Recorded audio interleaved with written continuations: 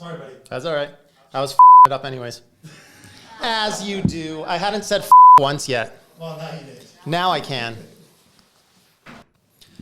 Getting into your first home can be scary, but I'm here to tell you a few ways today that you can save some money, get into that home for less than a few months' rent. Stop renting, start building some equity, start building your future, quit around. Get into that first home for less than a few months worth of rent payments. So, first off, home buyer's plan. What is that? That is where you are taking from your RRSPs up to $35,000 for a down payment on your first home. What's the point of an RRSP? Well, you can put 18% of your yearly income into an RRSP. And what that does is essentially lowers your tax bracket. So you're saving on taxes, you're putting your money into your RRSPs, and then you can use it for a down payment with no penalty. Second, shared equity mortgage. Might as well use the government, take advantage of them, take their money because you know they're us. So shared equity mortgage, what that is where the government will match you on your down payment to 5 to 10% of the purchase price of the home. So if you're buying a condo at $250,000, you've got 5%, $12,500, the government will actually match you $12,500, giving you 10% for a down payment.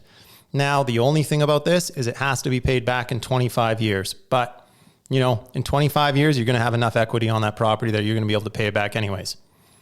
Third, first-time homebuyer's tax credit. For your first home, you are given a $10,000 tax credit to include in your yearly taxes.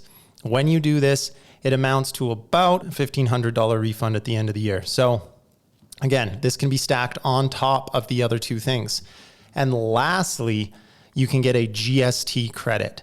Now, GST credit, what that is it's only up to $350,000. Anything from $350,000 to $450,000 is going to be on a sliding scale, and over $450,000, nope. You also will have different on the GST scale depending on what type of property you buy. Some property you're charged GST on, some properties you're not.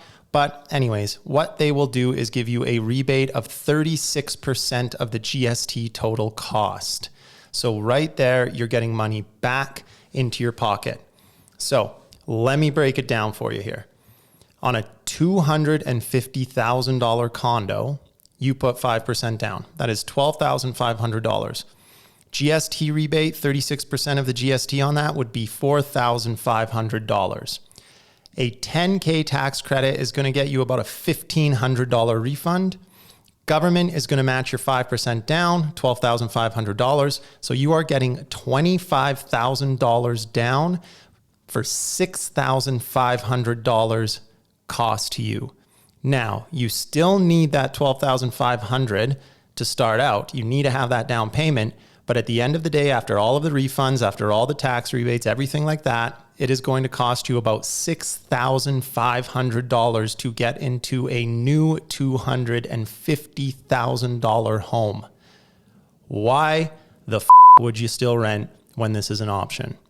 So if you've got questions, you want to look into this a little more, it's important to do your own research. Depending on the property, these incentives will vary. They are not always the same depending on what you're purchasing, but it's a good starting point, something to look at and to open your mind a little bit if you've been renting, thinking that you can't afford real estate in Calgary or Canada. This is a really good way. So check it out. Let me know what you think in the comments.